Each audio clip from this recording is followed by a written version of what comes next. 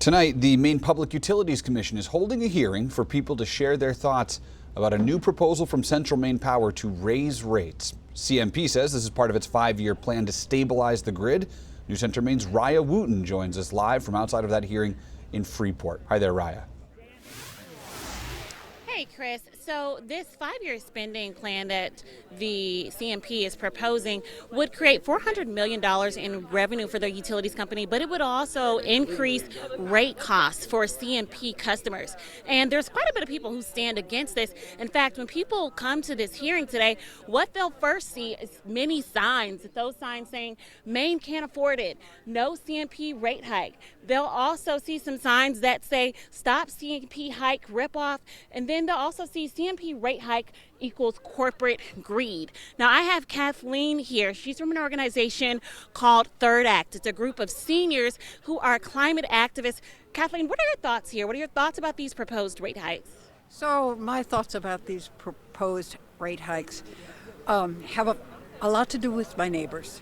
I live here in Freeport at the end of a dead-end road, and on my street there's still a lot of people, old Maine families, who have lived here for generations who don't have a lot of money.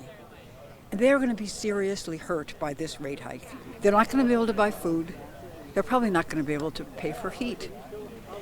And in the contrast to that, what we have is this huge multinational corporation putting profit over people and over caring for people.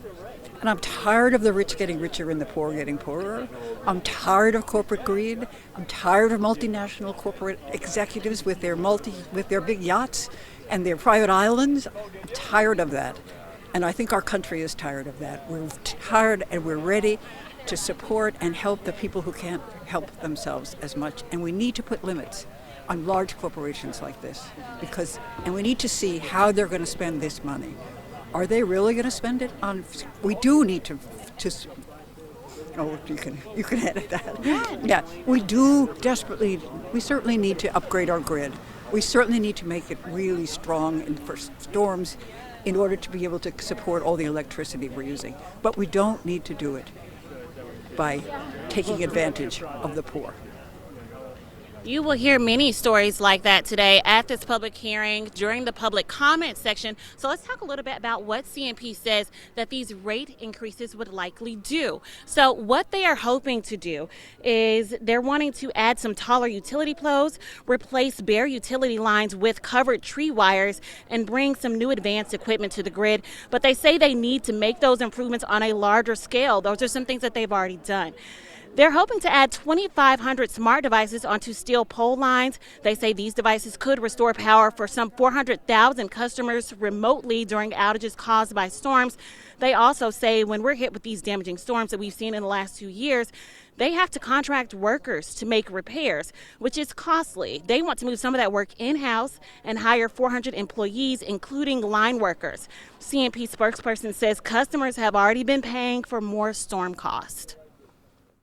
All CMP customers are paying a storm recovery cost that CMP does not profit from currently on their bills. These one-time storm costs from the past few years are potentially rolling off customer bills. So that's hundreds of millions of dollars currently that customers are paying, and that may reduce the net impact of this.